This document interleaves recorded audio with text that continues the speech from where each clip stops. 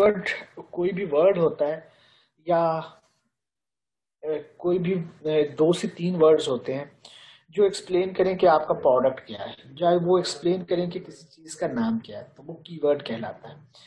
आगे कीवर्ड की 2 मेन चीज टाइप्स में, ये आपको समझना थोड़ा सा लाजमी है। इंपॉर्टेंट चीज स्टार्ट हो गई।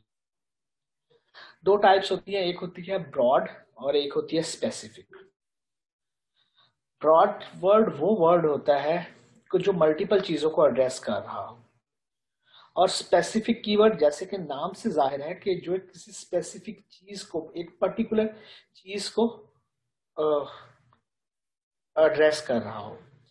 फॉर एग्जाम्पल, जैसे इस टाइम मैं अगर आपको बोलूं क्लास, तो इस टाइम क्लास के अंदर मैं आप सब लोगों से मुखातब हूँ और सब लोगों के डिफरेंट नेम है, तो मैं ओवरऑल बुला लेता हूँ class.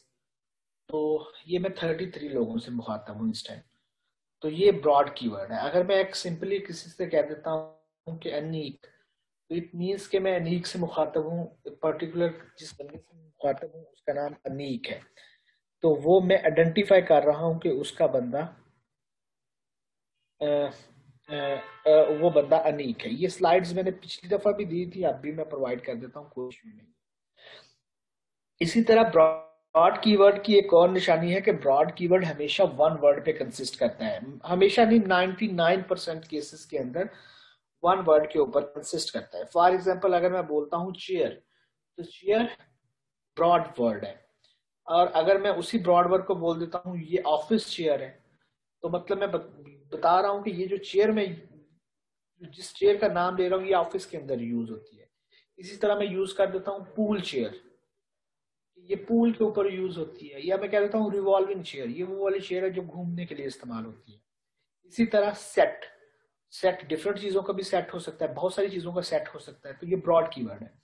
Specific set, jewellery set, kitchen utensil set, तो ये जो है वो ब्रॉड की सॉरी स्पेसिफिक कीवर्ड है। अगर मैं कह देता हूँ आगे जाके ग्लव्स, तो ग्लव्स क्या है, आप सारे के सारे कहेंगे ये ब्रॉड कीवर्ड है क्योंकि डिफरेंट टाइप के ग्लव्स हो जाते हैं। मैं अभी कह देता हूँ कि पंचिंग ग्लव्स, कि जो वो बॉक्सर यूज करते हैं।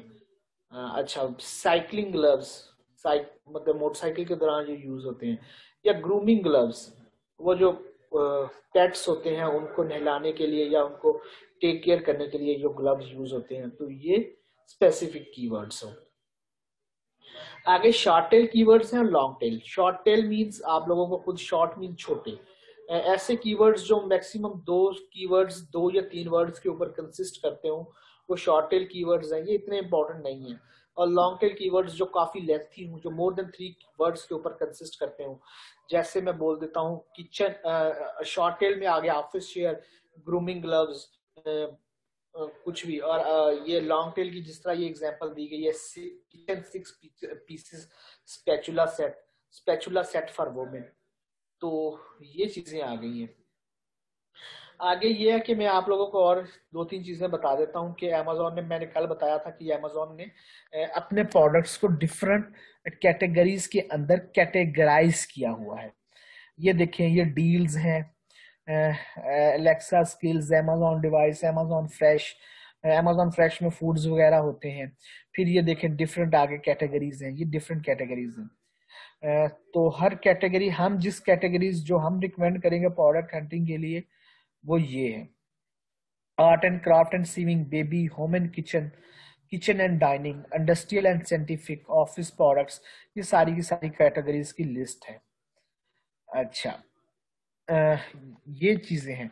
आगे मैं कुछ, आप काइंडली इसको नोट कर लीजिएगा या रिकॉर्डेड सेक्शन को दोबारा देखकर, अगर अभी अभी आपके पास कोई नोट करने के लिए चीज नहीं है, तो आप वो दोबारा इस, ये जो रिकॉर्डेड वीडियो है इसको सुनकर रिकॉर्ड, सॉरी, नोट कर लीजिएगा कि कुछ प्रोडक्ट्स ऐसे हैं जिनके अंदर हम मूव नहीं करेंगे, या जिनके रेलेवेंट प्रोडक्ट हम हंट नहीं करेंगे। वो नोट कर लीजिएगा। उसके मैं आपको रीजन भी बता देता हूं कि क्यों नहीं करेंगे, उनके रेलेवेंट क्लाउडिंग नहीं करेंगे। रीजन क्या क्लाउडिंग की? क्लाउडिंग के अंदर डिफरेंट साइजेस होते हैं, डिफरेंट टाइप ऑफ कलर्स होते हैं। हमारे पास लोग आएंगे उनकी एक लिमिटेड इन्वेस्टमेंट होगी, $30,000 $50,000 हमने उसी के अंदर उसको एक वायबल प्रोडक्ट करके लॉन्च करके देना है। लेकिन अगर जो क्लाउडिंग के अंदर जाएगा तो क्लाउडिंग के अंदर अगर आप देखें तो Excel, large, small, medium, 2x, वो क्या कहते हैं, एक्स्ट्रा स्मॉल आई थिंक। तो इस तरह के डिफरेंट साइजेस होते हैं और डिफरेंट कलर होते हैं। तो अगर हम उन टेक्सटाइल के अंदर जाएं तो हमारे कंपेटिटर इतने ज्यादा कलर बेच रहे हैं, इतने ज्यादा साइजेस बेच रहे हैं, उनको कम्पीट करने के लिए हमें भी सेम नंबर ऑफ कलर और साइजेस बेचने पड़ेंगे। अगर हम नहीं बेचते तो हम कंपटीशन में पीछे रह जाएंगे। अगर हम वही सेम नंबर ऑफ कलर और साइजेस बेचते हैं तो हमें वो प्रोडक्ट लॉन्च करने के लिए $1,000,000 की इन्वेस्टमेंट चाहिए होगी। तो हमारी इन्वेस्टमेंट लिमिटेड है, तो इसलिए हम वो प्रोडक्ट नहीं करेंगे। सेम केस है शूज में। जितने भी शूज की एक्सेसरीज हैं, चाहे वो शूज की जितनी भी टाइप्स हैं, चाहे वो मेंस के रिलेटेड हैं, चाहे वुमेन्स के रिलेटेड हैं, चाहे बेबीज के हैं, वो हम नहीं करेंगे। ठीक हो गया। उसके आगे चले जाते हैं इलेक्ट्रिकल प्रोडक्ट, नहीं करेंगे। इलेक्ट्रॉनिक्स प्रोडक्ट नहीं करेंगे। क्यों? इसकी दो रीजन है। पहली बात, इलेक्ट्रिकल और इलेक्ट्रॉनिक्स प्रोडक्ट को लॉन्च करने के लिए अमेजोन को एक सर्टिफिकेट चाहिए होता है। सर्टिफिकेट इस चीज का, क्योंकि इन दोनों चीजों के अंदर ये गेटेड कैटेगरीज हैं। दो तरह की अमेजोन के ऊपर कैटेगरीज होती हैं जिनको हम अपनी लैंग्वेज के अंदर कहते हैं गेटेड। गेटेड मीन क्लोज, और अनगेटेड, अनगेटेड मीन के ओपन। ओपन कैटेगरीज, ये आपके सामने जितनी भी कैटेगरीज हैं ये ओपन कैटेगरीज है। ओपन कैटेगरीज के अंदर जाके कोई भी बंदा वो कोई प्रोडक्ट बेच सकता है। लेकिन क्लोज कैटेगरी के अंदर जाने से पहले आपको वो कैटेगरी को अमेजोन से अनगेट करवाना पड़ता है। कुछ सर्टिफिकेशंस देनी पड़ती हैं, कुछ स्टैंडर्ड्स होते हैं, उनको मीट करना पड़ता है। तो हम इतनी ज्यादा उलझनों में पड़ने की बजाय हम ऐसी कैटेगरीज से वैसे ही अवॉइड करते हैं। और इलेक्ट्रॉनिक्स और इलेक्ट्रिकल के प्रोडक्ट्स के अंदर आपको ज़ाहिर जैसे पता है कि अगर आप 10 एनर्जी सेवर लेते हैं या 15 एनर्जी सेवर लेते हैं, उनमें एक आधा खराब निकल आता है, या ड्यूरिंग ट्रांजिट चाइना से यूएस जाते हुए कोई ना कोई खराबी हो जाती है। तो हमें उस सारी की सारी चीजों से बचने के लिए, अपने जो बिजनेस है उसको फुली प्रॉफिटेबल बनाने के लिए, हम इन कैटेगरी से अवॉइड करते हैं। क्योंकि इनके अंदर जो सर्टिफिकेशन मैनेज करनी होती है, जिस तरह फॉर एग्जांपल अगर आप लोग लिया है तो आप देखते होंगे कि कुछ फर्टिलाइजर्स हैं, तो फर्टिलाइजर्स की कुछ स्टैंडर्ड्स होते हैं। या फॉर एग्जांपल आप कोई जूस वगैरह पीते हैं तो उनकी भी एक स्टैंडर्डाइजेशन है हलाल की। वो एक स्टैंडर्डाइजेशन है, जैसे लिखा होता है, अक्सर आपने देखा होगा हलाल, हे लाम अलिफ लाम, हलाल। वो हलाल की एक स्टैंडर्डाइजेशन है कि ये जो प्रोडक्ट आप पी रहे हो या यूज कर रहे हो, शिजान की बोतल हो गई या दूसरी बोतल्स वगैरह या जूसेस वगैरह, नेस्ले वगैरह, उनके ऊपर ये स्टैंडर्डाइजेशन लिखी होती है कि ये इसके अंदर जितने भी मटेरियल यूज किए हैं वो अकॉर्डिंग टू इस्लाम वो हलाल है। ठीक है। तो उसकी एक प्रॉपर सर्टिफिकेशन होती है जो उनको लेनी पड़ती है, और वो उस स्टैंडर्ड को मीट कर रहे होते हैं। इसी तरह इनके भी डिफरेंट स्टैंडर्ड्स होते हैं। सर्टिफिकेशन को मैनेज करते करते काफी टाइम और इन्वेस्टमेंट रिक्वायर्ड होती है, तो हम ऐसे प्रोडक्ट्स के अंदर नहीं जाते।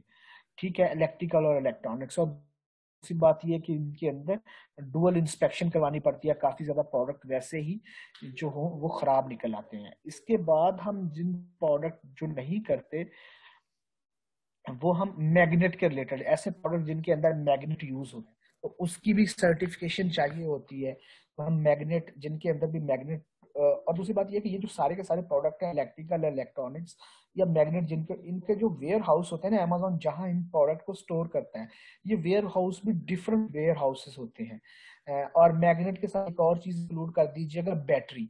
जिन प्रोडक्ट्स के अंदर बैटरी यूज होती है वो आई थिंक इलेक्ट्रॉनिक्स के अंदर ही आ जाते हैं वो प्रोडक्ट। तो वो प्रोडक्ट हम नहीं करते क्योंकि उनकी रिक्वायरमेंट्स, अमेजोन की जो रिक्वायरमेंट्स है वो काफी हार्ड एंड फास्ट हैं। तो और उनको करने के लिए हमें जो लॉन्चिंग स्ट्रेटेजीज, रैंकिंग स्ट्रेटेजीज हैं वो भी काफी टफ होती हैं। और इस तरह के प्रोडक्ट्स के अंदर कंपटीशन भी बहुत ज्यादा है, तो इसलिए हम इनसे अवॉइड करते हैं। फिर उसके बाद हम जिन प्रोडक्ट से अवॉइड करते हैं, मेडिसन, मेडिसिन इसलिए करते हैं कि उसके अंदर भी बहुत ज्यादा इन प्रोडक्ट से ज्यादा सर्टिफिकेशन चाहिए। अमेजोन अपने कस्टमर के रिलेटेड बहुत ज्यादा स्ट्रिक्ट है। अमेजोन कहता है कि अगर कोई भी बंदा मेडिसिन बेच रहा है या कोई भी बंदा कोई चीज बेच रहा है तो वो अकॉर्डिंग टू सम स्टैंडर्ड्स हो, यूएसए के स्टैंडर्ड्स के अकॉर्डिंगली हो। तो वो जो मेडिसिन हैं उनके, वो तो सिर्फ और सिर्फ जो फेमस फ्रेंचाइजीज हैं या मेडिसिन बनाने की कंपनीज हैं वही बेचती हैं, आपने का बेचने का काम नहीं। इसी तरह विटामिन्स हैं, विटामिन्स जो इंसान इनटेक करता है, डिफरेंट टाइप के विटामिन्स जो लोग बॉडी बिल्डिंग वगैरह करते हैं वो जानते हैं, वो डिफरेंट विटामिन्स लेते हैं, वो भी नहीं हम कर रहे होते क्योंकि उसको हम कंज्यूम कर रहे होते हैं, तो उसकी भी सर्टिफिकेशन चाहिए होती है। इसी तरह ग्रोसरी के रिलेटेड, जिस तरह कुछ लोग कहते हैं चावल भी नमक बेच दो, ऐसी चीजों को, या फिर सब्जियां वगैरह बेच दो, तो इन चीजों को भी बेचने से या चीनी वगैरह, ये सारी चीजें जितनी भी होती हैं, पॉपकॉर्न्स वगैरह, लेज वगैरह, ये चीजें भी नहीं आप बेच सकते क्योंकि इनके अंदर भी सर्टिफिकेट रिक्वायर्ड होती है। ठीक हो गया। इसके बाद अ, अ, ये सारी की सारी चीजें हो गई। इसके बाद जो ऑटोमोटिव है, ऑटोमोटिव मीन इनकी जो एसेसरीज होती हैं ये भी गेटेड कैटेगरीज के अंदर आती हैं, तो ये हम नहीं बेच सकते। ज्वेलरी के रिलेटेड चीजें, जो ज्वेलरीज होती हैं उनके रिलेटेड चीजें नहीं बेच सकते, मतलब उनकी भी वो रिक्वायर्ड होती है, सर्टिफिकेशन रिक्वायर्ड होती है। अ, उसके अलावा भी ऐसा प्रोडक्ट जो ब्रेकेबल हो, जिसका टूटने का खर्चा ज्यादा हो, जो शीशे का बना हो फॉर एग्जांपल या सिरामिक का बना हो, तो उनको भी नहीं बेचते क्योंकि उनके टूटने का खर्चा ज्यादा होता है, तो हमें रिटर्न आने का चांसेस होते हैं, तो हम ऐसा रिस्क लेना ही नहीं चाहते कि वो प्रोडक्ट बेचे। ठीक है। अच्छा, ये चीज मैंने आपको बता दी। अब जिन लोगों के क्वेश्चंस हैं वो काइंडली हैंड रेज कर लें।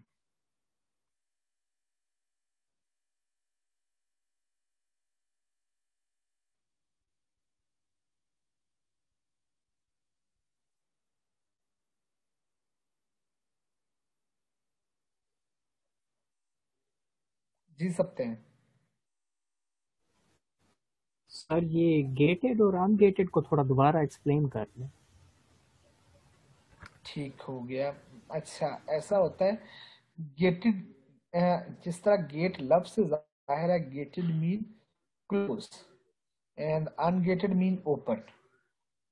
तो जो क्लोज कैटेगरीज होती हैं, वो कैटेगरी जिनके जिनके अंदर बेचने पे अमेजोन ने हर कस्टमर को अलाउ नहीं करता, जिन कैटेगरीज के अंदर बेचने के लिए अमेजोन की परमिशन की जरूरत होती है वो गेटेड होती हैं। जिन कैटेगरीज में विदाउट परमिशन आप बेच सकते हैं वो अनगेटेड कैटेगरीज होती हैं।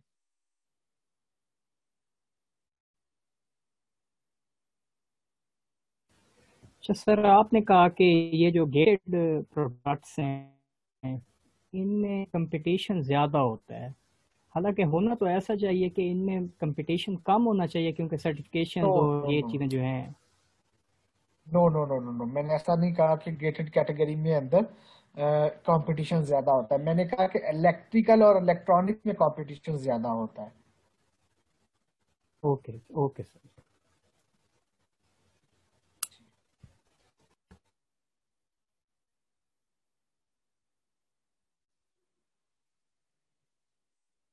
जी, इनके अलावा जिनके क्वेश्चन है वो।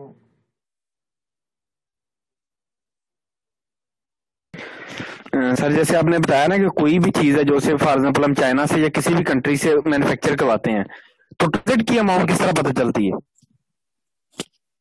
दोबारा दोबारा क्वेश्चन, आपकी आवाज नहीं समझ आई। मैंने कहा सर जैसे आपने कहा कि मोस्टली प्रोडक्ट्स जो सी ना हम चाइना से मैन्युफैक्चर करवाते हैं, तो जब हम उनसे रेट पूछते हैं तो वो इंक्लूडिंग कैरेज बताते हैं या विदाउट कैरेज बताते हैं? ट्रांजिट की अमाउंट किस तरह पता चलती है? अच्छा, दो चीजें होती हैं। पहली बात ये, जो आपका क्वेश्चन है ये रेलिवेंट है सोर्सिंग पार्ट के रिलेटेड। ठीक है, तो लेकिन मैं स्टिल आंसर कर देता हूँ कि जो अगर आप उससे रेट लेते हैं अपने सप्लायर से, तो वो आपको दो तरह के रेट होते हैं। डीडीपी लेना है, डीडीपी मीन होता है डिलीवर ड्यूटी पेड, जो वो आपका सामान मैन्युफैक्चर भी करेगा, मैन्युफैक्चर करने के बाद आपका सामान अमेजोन के वेयर हाउस तक पहुंचा देगा, और जो कस्टम क्लियरेंस होती है, कस्टम ड्यूटीज होती हैं, वो भी वो क्लियर करवा के देगा। इसको कहते हैं डिलीवर ड्यूटी पेड। ठीक है, या फिर उससे ये रेट लेते हैं, या फिर लेते हैं EXW मीन के एक्स फैक्ट्री रेट, या वो प्रोडक्ट मैन्युफैक्चर करेगा और मैन्युफैक्चर करने के बाद अपने वेयर हाउस में रख देगा, आप खुद जाओ और जाके पिक कर लो। ठीक है, या फिर वो रेट देगा FOB कि आपका सामान मैन्युफैक्चर करेगा, मैन्युफैक्चर करने के बाद उसको जो वहां का लोकल पोर्ट होगा, या अगर आपने बाय एयर भेजना है तो लोकल उसका एयरपोर्ट होगा, वहां तक पहुंचा के देगा। 3 चीजें।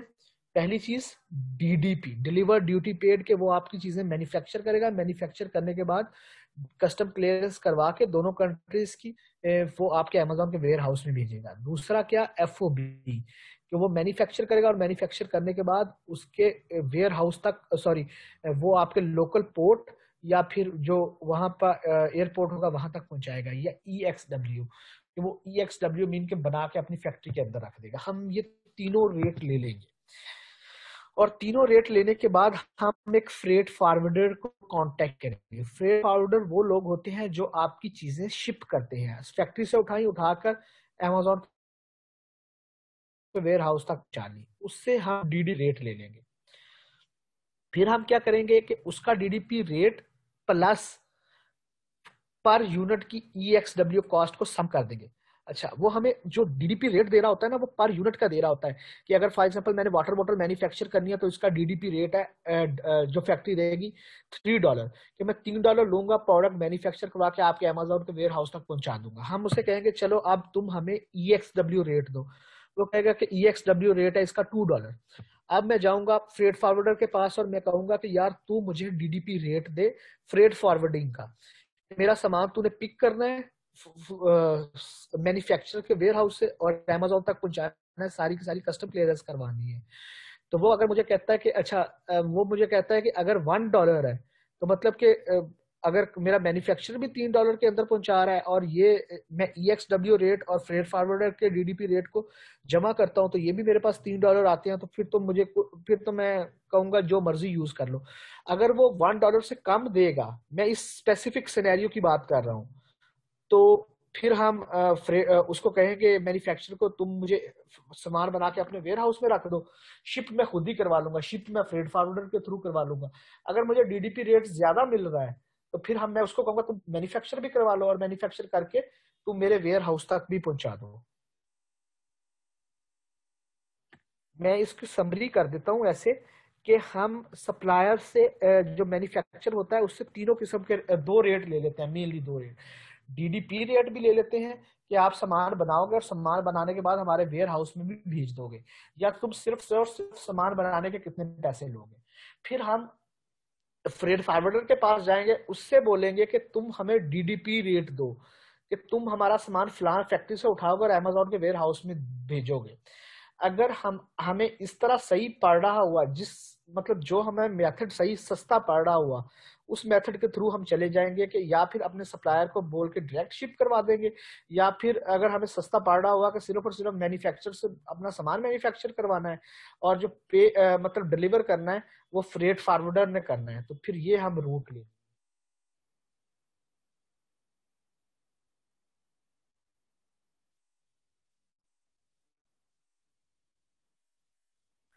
अस्सलाम वालेकुम सर। वालेकुम सलाम। सर एक क्वेश्चन और है छोटा सा। जी जी। सर जो प्रोडक्ट्स हम अमेजोन के स्टोर में रखते हैं वो स्टोर रखने में के भी अपने चार्जेस लेते हैं?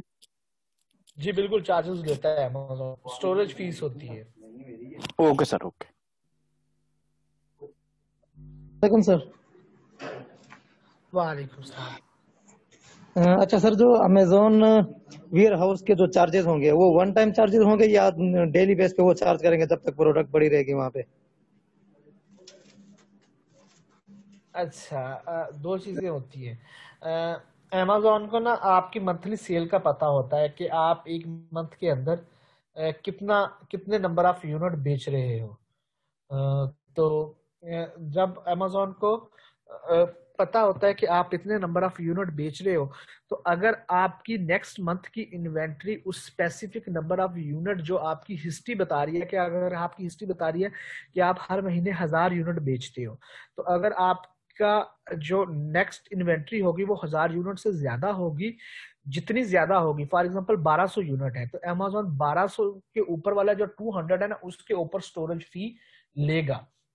अगर आपकी होगी ही 1000 तो अमेजोन आपसे स्टोरेज फी नहीं लेगा, क्योंकि अमेजोन को पता है कि इस बंदे ने बेचनी तो मेरे थ्रू ही है ना, मेरे वेयर हाउस के अंदर रखनी है, तो वो अमेजोन ने आपको एक मंथ की इन्वेंट्री फ्री ऑफ कॉस्ट रखने की इजाजत देता है। अगर एक मंथ से ज्यादा की इन्वेंट्री है तो अमेजोन उसके ऊपर स्टोरेज फी चार्ज करेगा, और स्टोरेज फी पर मंथ होती है, ना कि फिक्स होती है।